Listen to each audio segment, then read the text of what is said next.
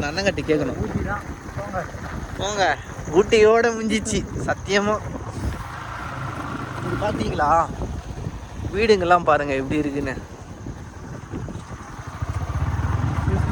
பாட்டுப்பா கேட்கலாம். நான் அருவிக்கு எப்படி நான் போனோம்? ஆலமரமா?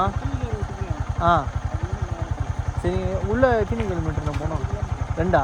ஓகேண்ணா, நன்றிண்ணா.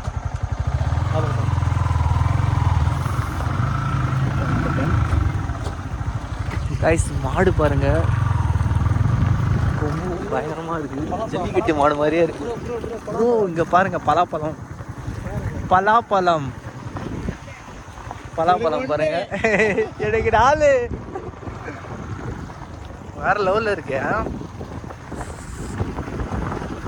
ஊர் மக்கள்லாம் நெட்வொர்க் இல்லாமல் எப்படி தான் இருக்காங்கன்னு தெரிய மாட்டேங்குது. கொஞ்சம் தூரம்